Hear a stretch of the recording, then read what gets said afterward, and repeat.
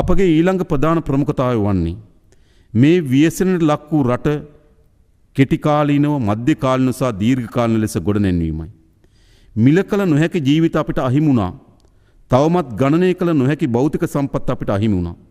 මාර්ග සහ පාලම්වල සිට පාසල් සහ ජල පද්ධති දක්වා ආපදා කලාපයේ පොදු යටිතල පහසුකම් අලුත් වැඩියා කිරීමේ දැවැන්ත මෙහෙයුමක් කළ යුතු තිබෙනවා. සීරුවෙන් සහ ක්‍රමානුකූලව හිසෝසවන්ට පොරබදමින් සිටි රටකට මේ තත්ත්වයේ සුළුපටු අභියෝගයක් නොවේ. කුඩා ස්වයං රැකියාවේ සිට මහා පරිමාණ කර්මාන්ත දක්වාද සුළු පරිමාණ ව්‍යාපාරිකයාගේ සිට මහා පරිමාණ ව්‍යාපාරිකයා දක්වාද මේ සියලු ශේෂ්ත්‍ර තමන්ගේ ආදායම් අහිමිවීම තමන්ගේ කර්මාන්ත කඩා වැටීමේ අනතුරකට මුහුණ දී තිබෙනවා. ඒ වගේම කුස්කර්මාන්තේ නියැලෙන ගොවි ජනතාව පස්සම්පස් ශේත්‍රයේ නියැලෙන ගොවි ජනතාව මේ ආදී ශේත්‍ර විශාල බිඳවැටීමට ලක් වී තිබෙනවා. එනිසා අපිට වේගවත් සැලැස්මක් අවශ්‍යයි. මෙම ශේත්‍ර ඉතා වේගයෙන් නගා සිටුවන්න. ඒ වෙනුවෙන් මේ වන විට අපි කාර්යක්ෂම සේවයක් ලබා දීම වෙනුවෙන් මේ ආපදා තත්ත්වය කළමනාකරණය කරගනිමින් වේගවත් කාර්යක්ෂම යලි ගොඩනැන්වීමක් සඳහා අවශ්‍ය වෙන නීතිමය රැකවරණ සහ ප්‍රතිපාදන අවශ්‍යතාවය වෙනුවෙන් අප හදිස් නීතිය පනවා තිබෙනවා. මා මේ රටේ පුරවැසියන්ට එක සහතිකයක් ලබා දෙන්න කැමැතියි. මෙම හදිස් නීතිය මෙම ආපදාව කළමනාකරණයට ලක් කර ගැනීම සහ කාර්යක්ෂම අපේ රට ගොඩනැගීම සඳහා ඉවහල් කරගන්නවා ඇරුණුකොට වෙනත් කිසිදු මර්ධනීය ක්‍රියාදාමයක් වෙනුවෙන් මෙම හදිස් නීතිය අපි උපයෝගී කරගන්නේ නැහැ. මෙම හදිස් නීතියට අනුකූල වන පරිදි මේ වන විටත් අපි අත්‍යවශ්‍ය සේවා කොමසාරිස්වරයෙක් පත් කර තිබෙනවා. සියලු සේවාවන් අප එම එක තැනකට කේන්ද්‍රගත කොට තිබෙනවා. පැය 24 පුරාම අත්‍යවශ්‍ය සේවා කාර්යාල විවෘත කොට තිබෙනවා. සියලු වැදගත් ආයතනයන් වල නිලධාරීන් එහි පැය 24ම රැඳෙමින් තිබෙනවා. එනිසා අපි හිතනවා ඊටමත් කාර්යක්ෂම මධ්‍යගත මෙහෙයුමක් මෙම අත්‍යවශ්‍ය සේවා කාර්යාලය සඳහා පිටු කර ගැනීම සඳහා අපි සැලැස්මක් සකස් කොට තිබෙනවා. ඒ වගේම අපගේ මීළඟ කාර්යභාරය බවට පත් වී තිබෙන්නේ නැවත අපේ රට තිබුණු තත්ත්වයට වඩා දියුණු රාජ්‍යයක් බවට පරිවර්තනය කර ගැනීමේ අපේක්ෂාව. ඒ අපේක්ෂාව වෙනුවෙන් මේ වන විටත් අපි නැවත ගොඩනැන්වීම සඳහා අවශ්‍ය වෙන අරමුදල් සම්පාදනය කර ගැනීම සඳහා අරමුදල පිහිටුමට අපේක්ෂා කරමින් තිබෙනවා. ඒ වගේම ඒ අරමුදල කළමනාකරණය කර ගැනීම සඳහා පෞද්ගලික අංශයේ විදේශ කටයුතු අමාත්‍යාංශය මුදල් අමාත්‍යාංශය ජනාධිපති ලේකම් කාර්යාලය ලේකාබද්ධ කළමනාකරණ කමිටුවක් පත් කොට තිබෙනවා. ඔවුන්ට විශාල කාර්යභාරයක් අපිට පවරා දී තිබෙනවා. අපේ රට ගොඩනැගීම සඳහා අවශ්‍ය වෙන අරමුදල් සම්පාදනය කර ගැනීම. ආකාර ගණනාවකින් අපිට අරමුදල් සම්පාදනය කරගත හැකි. අප හා මිතුරු රාජ්‍යයන් එක්ක ඊටම සමීපව අප කටයුතු කරමින් ඔවුන්ගේ ආධාර ලබා ගැනීම. ඒ වගේම විවිධ ජාත්‍යන්තර සංවිධාන ආමන්ත්‍රණය කරමින් ඔවුන්ගේ ආධාර ලබා ගැනීම.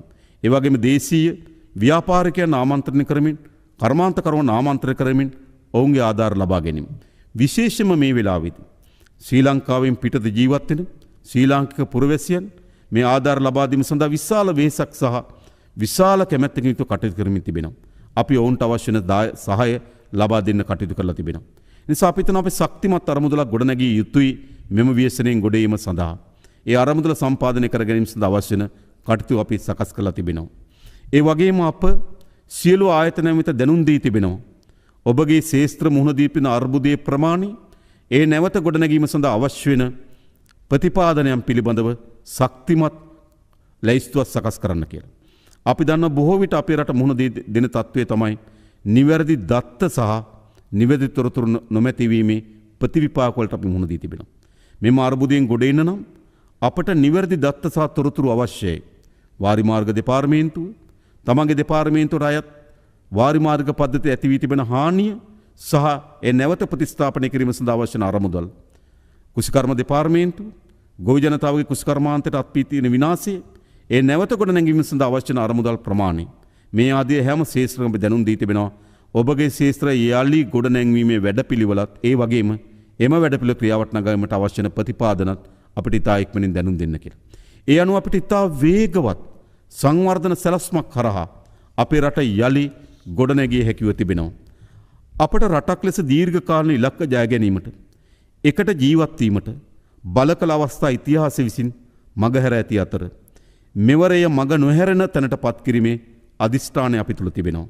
මෙම බරපතල ව්‍යසනය අවස්ථාවේ අප වෙනුවෙන් දැන්ටමත් ඉදිරිපත් වූ අපට සහයෝගය දුන් සියලු හිතමිතුරු රටවල් වලට, ඒවායේ නායකයින්ට, පුරවැසියන්ට සහ ජාත්‍යන්තර සංවිධානවලට අපි ස්තුතිය පුද කරනවා. අපේ රට නැවත ගොඩනැගීම වෙනුවෙන් ඔවුන්ගේ අඛණ්ඩ සහයෝගය වෙනුවෙන් විධිමත් යාන්ත්‍රණයක් අපි දැනටමත් ස්ථාපිත කොට තිබෙනවා. මේ තීරණාත්මක ව්‍යසනකාරී මොහොතේ සියලු දේශපාලන මතිමතාන්තර රට වෙනුවෙන් අමතක කරමු.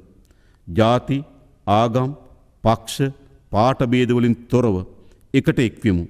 දේශපාලනය කිරීමට ඕන තරම් කාලය ඇති අතර ව්‍යසනයට මුහුණ දීමට විශාල කාලයක් නැහැ. අපි එක්ව රට ගොඩනගමු. ගොඩනැගු පසු ඒ රටේ වෙන්වෙන්ව දේශපාලනය කරන්න අපට පුළුවන්කම තිබෙනවා. විශේෂයෙන් මට විශාල විශ්වාසයක් තිබෙනවා. මා මේ රට ගොඩනැගීම් පිළිබඳව අචල විශ්වාසකින් කටයුතු කරන්නේ.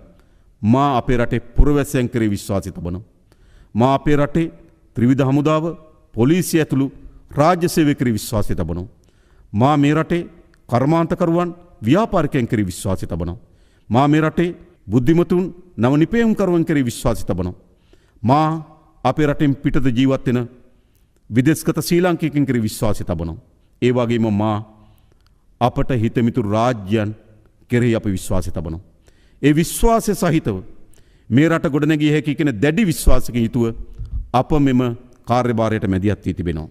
නියත වශයෙන්ම අපි පෙර තිබූ තැනට වඩා හොඳ රටක් ගොඩනගනවා. මෙතෙන් සිට එය පටන් ගත යුත්තේ බිඳුවේ සිට වුවත් අපි අභියෝගය බාර ගන්නවා. ඒ වෙනුවෙන් පටු වාද භේද වලින් තොරව සියලු දෙනාට මේ සාමූහික ප්‍රයත්නට එක්වන්න අපි ආරාධනා කරනවා. ජාතික හා ජාත්‍යන්තර වැඩපිළිවෙලක් ඔස්සේ මනා සම්බන්ධීකරණයකින් යුතුව කටයුතු කරමින් හෘද සාක්ෂියට අනුවම අපේක්ෂිත අරමුණු ඉටු කර ගැනීමට කැපවීම කියා මා ඉල්ලා සිටිනවා. ඕනෑම අන්ධකාරයක ආලෝක ඇති බව අප විශ්වාස කරනවා.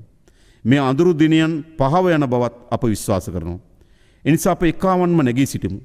මේ කඳුළු සලන පාරාදීසය සුවපත් කරමු. දීප්තිමත් දිවයිනක් ගොඩනගමු. සියලු දෙනාටම තෙරුවන් සරණයි, දෙවි පිහිටයි.